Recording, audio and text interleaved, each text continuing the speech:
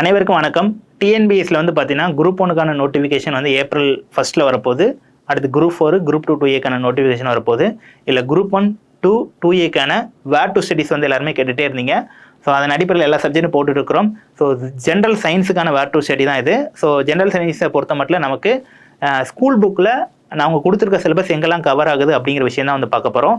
So நம்ம அகாடமியில் வந்து பார்த்தீங்கன்னா குரூப் 1க்கான பிசிஎம் ப்ரிலிம்ஸ் கம்பைன் மெயின்ஸ்க்கான இன்ட்ரோடக்ஷன் கிளாஸ் 16ஆம் தேதியும் அதற்கான வகுப்புகள் வந்து 24ஆம் தேதியிலேருந்து ஆன்லைனில் வந்து சுரேஷ் பாடசாலையில் நடத்த போகிறாங்க. ஸோ அதில் நீங்கள் ஜாயின் பண்ணி நீங்கள் இந்த பிசிஎம் பேட்சில் வழியாக ப்ரிலிம்ஸும் மெயின்ஸும் சேர்த்து படிச்சுக்கலாம். அது மட்டும் இல்லாமல் ஃபவுண்டேஷன் டெஸ்ட் பேட்ச் வந்து பேஸ்டான ஸ்கூல் புக்கு மட்டும் வச்சு போட போகிறாங்க. அதுக்கு இந்த வேர் டு ஸ்டடீஸ் ரொம்ப ரொம்ப உபயோகரமாக இருக்கும். ஸோ சயின்ஸை பொறுத்த மட்டும் ஃபிசிக்ஸு அப்புறம் நமக்கு கெமிஸ்ட்ரி இப்படி இருக்கும்.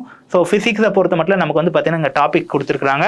ஸோ இந்த முதல் 4 டாப்பிக்கை பொறுத்த மட்டும் இது வந்து ஒரு ஜென்ரலான இன்ஃபர்மேஷன் தான். இது வந்து பார்த்தீங்கன்னா ப்ரீவியஸ் இயர் கொஸ்டின் பேப்பரை நீங்கள் ரீட் பண்ணி இந்த 4 டாப்பிக்கும் கவர் பண்ணிக்கலாம். இந்த பிடிஎஃப் உங்களுக்கு டிஸ்கிரிப்ஷனில் கொடுத்துறேன். அது போக மற்ற டாபிக் எங்கெங்கெல்லாம் கவர் ஆகுது அப்படின்னு சொல்லி உங்களுக்கு இதில் கொடுத்துருப்பாங்க. இது பிரகாரம் நீங்கள் என்ன பண்ணுங்கள், ஸ்கூல் புக்கில் தேடி படிங்க. ஸோ சயின்ஸை பொறுத்த மட்டும் நீங்கள் லாஸ்ட் ஆப்ஷனாக வச்சுக்கலாம். மற்ற சப்ஜெக்ட் எல்லாம் முடிச்சுட்டு நீங்கள் லாஸ்ட் ஆப்ஷனாக சயின்ஸை வச்சுக்கலாம். ஸோ அடுத்து கெமிஸ்ட்ரி, அடுத்து பயாலஜி இப்படின்னு சொல்லி நம்ம எல்லாமே கவர் பண்ணி இந்த பிடிஎஃப் வந்து கொடுத்துருக்குறோம். இந்த பிடிஎஃப் வந்து டிஸ்கிரிப்ஷனில் கொடுக்குறேன், எடுத்து பாருங்கள். ஸோ நமக்கு வந்து பார்த்திங்கன்னா ப்ரிலிம்ஸோடைய ப்ரிப்பரேஷனை பொறுத்த மட்டும் நீங்கள் 3 பிளாக்காக பிரிச்சுக்கலாம். இருக்கக்கூடிய சிலபஸை 3 பிளாக்காக பிரிச்சுக்கலாம்.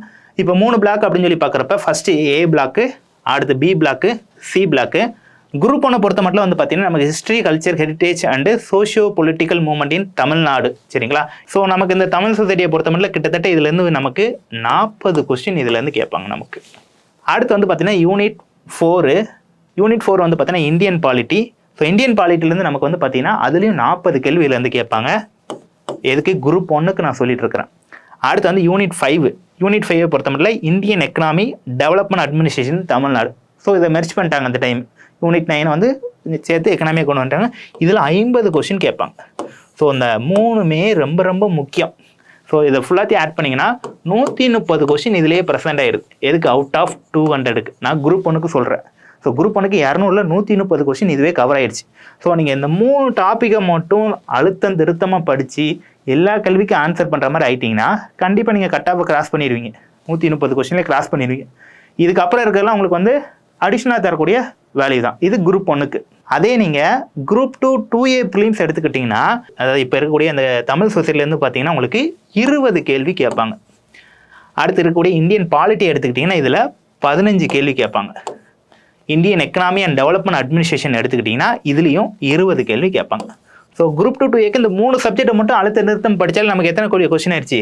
55 கொஸ்டின் ஆயிடுச்சு. 50% மேலே போயிட்டு. சரிங்களா? ஸோ 100 கொஸ்டினுக்கு 55 கொஸ்டின் குரூப் 2A ஆயிடுச்சு. இது போக நீங்கள் லாங்குவேஜ் வேறு படிச்சிருப்பீங்க.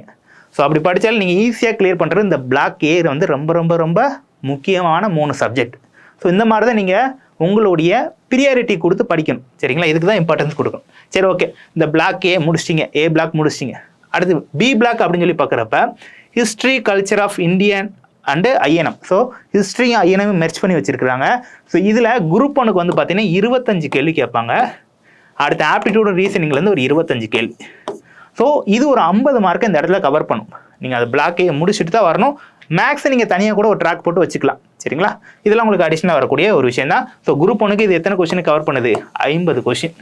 அதே நீங்கள் குரூப் 2A எடுத்துக்கிட்டீங்கன்னா ப்ரிலிம்ஸுக்கு ஹிஸ்ட்ரி ஐஎன்எம் சேர்த்து ஒரு 10 கேள்வி கேட்பாங்க. இதில் ஒரு 25 கேள்வி கேட்பாங்க. ஸோ இதுக்கு வந்து பார்த்தீங்கன்னா 35 கேள்வி இங்கே கவர் ஆகுது. அடுத்து ஜென்ரல் சயின்ஸை பொறுத்த மட்டும் குரூப் 1க்கு 10 கேள்வி வரும். ஜியாகிரஃபி பொறுத்த மட்டும் குரூப் 1க்கு 10 கேள்வி. யூனிட் 1 ஜென்ரல் சயின்ஸ் தான், யூனிட் வந்து ஜியாகிரஃபி தான். ஸோ இந்த இதை வந்து லாஸ்ட் இம்பார்ட்டண்டாக வச்சுக்கலாம். பிளாக் சியை வந்து லாஸ்ட்டாக வச்சுக்கலாம். ஏன்னா இதனுடைய சிலபஸும் சயின்ஸ் வந்து பார்த்தீங்கன்னா ஃபிசிக்ஸ், கெமிஸ்ட்ரி, பாட்னி, சுவாலஜி சொல்லி பெருசாக இருக்கும்.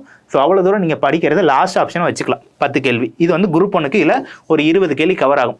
அப்போ குரூப் 1 பொறுத்தவரை 130, இது ரொம்ப 150, இது ஒரு 20, உங்களுக்கு என்ன ஆயிடுச்சு?